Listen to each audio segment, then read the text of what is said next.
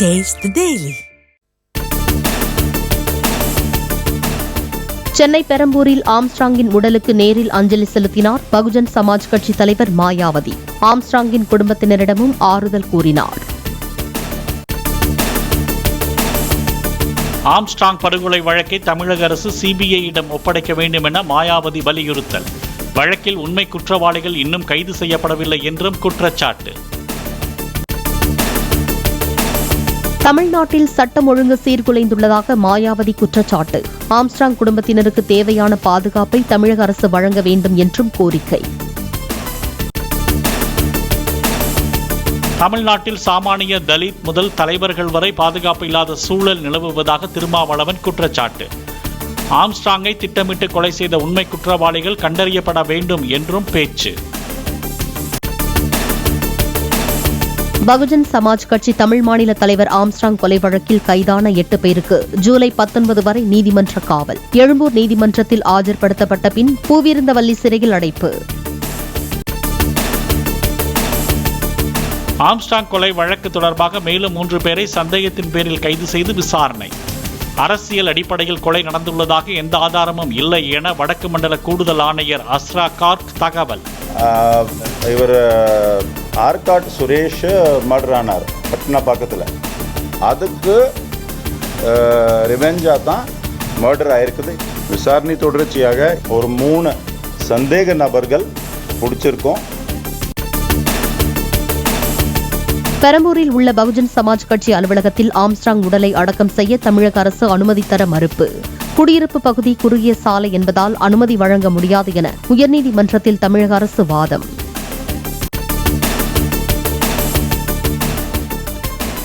தற்போதைக்கு அரசு ஒதுக்கும் இடத்தில் அடக்கம் செய்துவிட்டு வேறு இடத்தில் மணிமண்டபம் கட்டிக் கொள்ளலாம் என உயர்நீதிமன்ற நீதிபதி கருத்து. சட்டப்படி குடியிருப்பு பகுதிகளில் ஆம்ஸ்ட்ராங் உடலை அடக்கம் செய்ய முடியாது என்றும் நீதிபதி திட்டவட்டம். பிரிட்டன் பிரதமராக பொறுப்பேற்ற கெய்ர் ஸ்டார்மரை தொலைபேசியில் தொடர்பு கொண்டு வாழ்த்திய பிரதமர் மோடி. விரைவில் இந்தியாவுக்கு வருகை தருமாறும் ஸ்டார்மருக்கு பிரதமர் அழைப்பு. நாளை முதல் 2 நாட்களுக்கு ரஷ்யாவில் அரசு முறை பயணம் மேற்கொள்கிறார் பிரதமர் மோடி. முக்கியத்துவம் வாய்ந்த மோடியின் பயணத்தை எதிர்நோக்கியுள்ளதாக ரஷ்ய செய்தி தொடர்பாளர் பெஸ்கோவ் கருத்து. எதிர்க்கட்சித் தலைவரான பிறகு முதன்முறையாக ராகுல் காந்தி நாளை மணிப்பூர் செல்கிறார். வன்முறை சம்பவங்களில் பாதிக்கப்பட்ட மக்களிடம் குறைகளை கேட்க திட்டம். ஆளுநரை சந்திக்கவும் முடிவு. கடலூர் அருகே பாமக பிரமுகர் சிவசங்கரை வெட்டிவிட்டு தப்பியோடிய முக்கிய குற்றவாளி உள்பட 5 பேர் கைது. தம்பி கொலை வழக்கில் முக்கிய சாட்சியாக இருந்ததால் சிவசங்கரை 5 பேர் கும்பல் வெட்டியதாக போலீசார் தகவல். முன்னாள் அமைச்சர் எம்.ஆர். விஜயபாஸ்கர் வீடு மற்றும் அவருக்கு தொடர்புடைய இடங்களில் அதிகாலை முதல் சிபிசிஐடி போலீசார் சோதனை. நில அபகரிப்பு வழக்கில் முன்ஜாமீன் தள்ளுபடி செய்யப்பட்ட நிலையில் சிபிசிஐடி சோதனை தீவிரம்.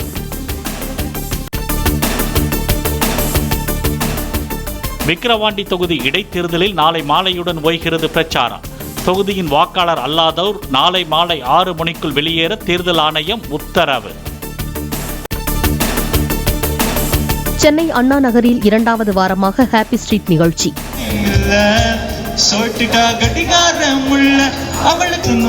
சிறுவர்கள் முதல் முதியோர் வரை ஆடல் பாடல் விளையாட்டுகளில் பங்கேற்பு.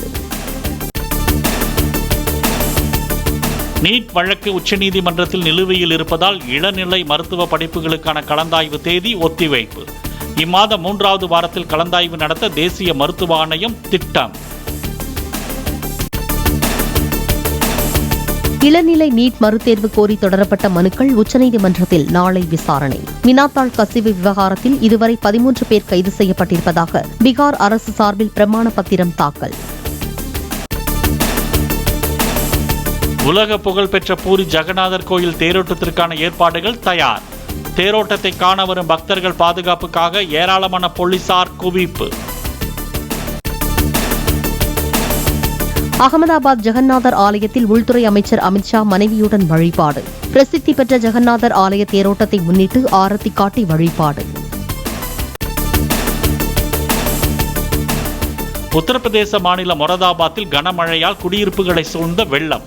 வீடுகளை விட்டு வெளியேற படகுகளை பயன்படுத்தும் மக்கள். கேரள கார் ஷோரூம்களில் நடத்தப்பட்ட வருமான வரி சோதனையில் 102 கோடி ரூபாய் கருப்பு பணம் பறிமுதல். மலையாள திரையுலகினர் சிலருக்கு தொடர்பு இருப்பது உறுதியானதை அடுத்து நேரில் ஆஜராக நோட்டீஸ். ஆந்திரா தெலுங்கானா இடையே உள்ள பொது சொத்துக்களை பிரிக்க குழு அமைக்க முடிவு. சந்திரபாபு நாயுடு ரேவந்த் ரெட்டி தலைமையில் நடைபெற்ற கூட்டத்தில் 10 ஆண்டு பிரச்சினைக்கு தீர்வு காண ஆலோசனை. உலகளவில் புகழ்பெற்ற டைட்டானிக், அவதார் உள்ளிட்ட ஹாலிவுட் படங்களை தயாரித்த ஜான் லான்டவ் காலமானார். இறப்பிற்கான காரணம் அறிவிக்கப்படாத நிலையில் ஹாலிவுட் நடிகர்கள், திரைத்துறையினர் இரங்கல். WWE மல்யுத்த போட்டியில் இருந்து அடுத்த ஆண்டு ஓய்வு பெறப்போவதாக ஜான் சீனா அறிவிப்பு. 16 முறை சாம்பியன் பட்டம் வென்றுள்ள ஜான் சீனா ஹாலிவுட் திரைப்படங்களிலும் நடித்துள்ளார். தனது 43வது பிறந்தநாளை மனைவியுடன் கேக் வெட்டி கொண்டாடிய இந்திய கிரிக்கெட் அணியின் முன்னாள் கேப்டன் தோனி. நடிகர் சல்மான் கானும் பிறந்தநாள் நிகழ்ச்சியில் பங்கேற்பு. முன்னாள் கேப்டன் தோனிக்கு அனைத்து IPL அணிகளும் பிறந்த நாள் வாழ்த்து. திருப்பதியில் 100 அடி உயர கட் அவுட்டில் வெடிகளை வைத்து ரசிகர்கள் கொண்டாட்டம்.